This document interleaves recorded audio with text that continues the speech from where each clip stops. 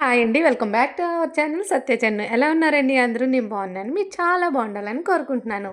ఈరోజు వీడియోలో Friday log అంటే ఫ్రైడే రోజు తీసిన వీడియో అండి ఇది. అంటే 2 డేస్ తర్వాత ఫ్రైడే వస్తుంది కాబట్టి కొంచెం మీకు యూస్‌ఫుల్ అవుతుందని ఈరోజు అప్‌లోడ్ చేస్తున్నాను. ఏంటంటే ఈ వీడియో రాహుకాల దీపం ఉంటుంది కదా అండి! దాని గురించి నాకు తెలిసిన విషయాలు కొన్ని ఎక్స్‌ప్లెయిన్ చేస్తాను. ఎందుకంటే ఎవరన్నా పెట్టుకోవాలి అని చూస్తున్న వాళ్ళకి కొంచెం క్లియర్‌గా, డీటెయిల్‌గా చెప్దామని చెప్పేసి ఈ వీడియో ప్లాన్ చేశాను. రాహుకాలం అంటే వారంలో ప్రతిరోజు ఉంటుంది. కానీ టైమింగ్స్ అనేది మారుతుందండి.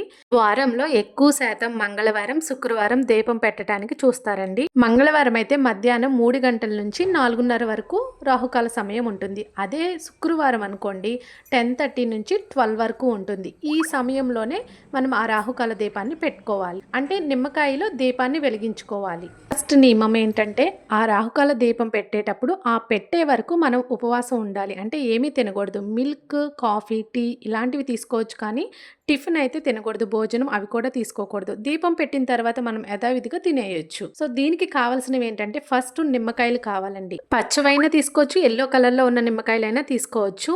ఈ దీపం నెంబర్ ఏంటంటే 2 పెట్టుకోవచ్చు, 3, 5, 9, 11, 21 రాహుకాల సమయం వస్తుంది అనంగా ఇంటి దగ్గరే మనం నిమ్మకాయల్ని కట్ చేసుకొని అక్కడే జ్యూస్ పిండేసుకున్న తర్వాత ఆ జ్యూస్‌ని మాత్రం మనం ఎట్టి పరిస్థితుల్లోనూ వాడకూడదు.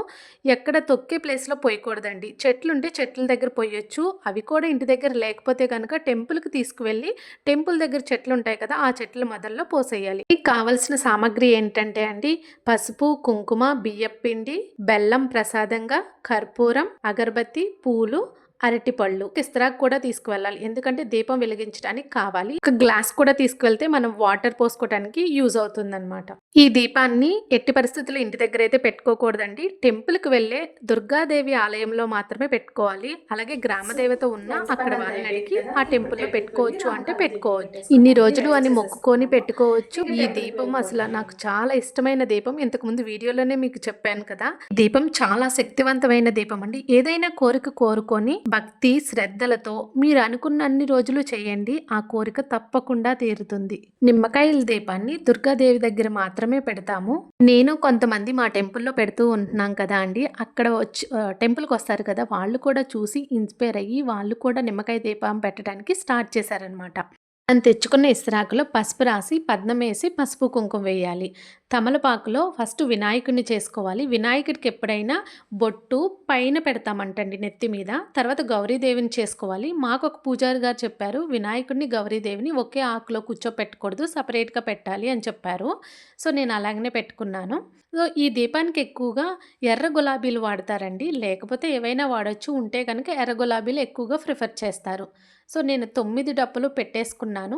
అందులో పువ్వొత్తు గానీ, లేకపోతే 2 ఒత్తులు కలిపి ఒక ఒత్తు చేసి కానీ పెట్టుకోవచ్చు. దీనికి ఆవు నెయ్యి కానీ, నువ్వుల నూనె కానీ వాడుకోవచ్చు. ప్రసాదంగా బెల్లం పెట్టుకొని తాంబూలం పెట్టుకోవచ్చు. దీపం వెలుగుతున్నంతసేపు అక్కడే కూర్చొని ఆ గౌరీదేవికి మనం దుర్గా అష్టోత్తరం చదువుకుంటూ కుంకుమ పూజ కూడా చేసుకోవచ్చు. మనం అక్కడి నుంచి ఏమీ తీసుకోకూడదండి. ఆ ప్రసాదం, అరటిపళ్ళు ఏమీ తీసుకోకూడదు. అన్నీ అక్కడే వదిలేసి ఇంటికొచ్చేయాలన్నమాట. ఇక్కడ గాలొస్తుంది కదా! ఒకవేళ గాలికి ఆరిపోతే గనక అయ్యో! అని ఫీల్ అయిపోకూడదు. ఎందుకంటే మరి టెంపుల్‌లో ఖాళీ స్థలంలో గాలొస్తూనే ఉంటుంది కదా! ఒకవేళ ఏదైనా మూల గాలి రాకుండా ఉంటే ఆ ప్లేస్‌లో అయినా కూర్చోవచ్చు. అమ్మవారి ముందే కూర్చోవాలని ఏమీ లేదు. పక్కగా కూర్చొని అమ్మవారికి ఆ ప్లేట్ చూపించుకొని హారతిలాగా తిప్పుకున్నా సరిపోతుంది. దీపం వెలిగించిన తర్వాత అక్కడ ఎవరైనా ముత్తైదు ఉంటే తాంబూలం ఇచ్చినా చాలా మంచిదండి. ఇక్కడ ఇంకొంతమంది రాహుకాల దీపం వెలిగిస్తున్నారు. సో వాళ్ళది కూడా వీడియో తీసుకున్నాను. వాళ్ళైతే అప్పటికప్పుడు అనుకోని మరీ పెట్టేసుకున్నారు. ఒకవేళ మీరు మంగళవారం పెట్టేటప్పుడైతే అప్పుడు 3-4:30 వరకు ఉంటుంది కదా! అప్పుడు ఒకవేళ టెంపుల్ క్లోజ్ చేసినా మనం అక్కడ దీపం పెట్టేసుకొని ఒకసారి అమ్మవారికి చూపించుకున్నా సరిపోతుంది. ఏం పర్లేదు టెంపుల్ క్లోజ్ ఉన్న ఈ దీపాన్ని డేట్ అయిపోయిన తర్వాత 5 డేస్ తర్వాత పెట్టుకోవాలి. అండ్ సూతకంలో ఉన్నవాళ్ళు కూడా పెట్టుకోకూడదండి. బర్త్‌డేస్ అప్పుడు, పెళ్లి రోజప్పుడు, పండగలప్పుడు కూడా ఈ దీపాన్ని పెట్టుకోకూడదు. వారంలో ఏదో ఒక రోజు గుడికెళ్ళాలనిపిస్తుంది కదా! అదే ఫ్రైడే పెట్టుకోండి. ఇంకా ఆ రోజు పెట్టుకుంటే ఆ దీపాన్ని కూడా కంప్లీట్ చేసినట్టు అయిపోతుంది. అందరి దేవతల కన్నా అమ్మ త్వరగా కరుణిస్తది అంటారు. సో అమ్మ దయ ఉంటే అన్నీ ఉన్నట్లే కదా! నేను ఈ దీపాన్ని 5 ఇయర్స్ నుంచి పెడుతున్నాను. అంటే మధ్య మధ్యలో కొంచెం కుదరక అలా పెట్టలేదు. కానీ కంటిన్యూయస్‌గా అయితే పెడుతూ ఉంటాను.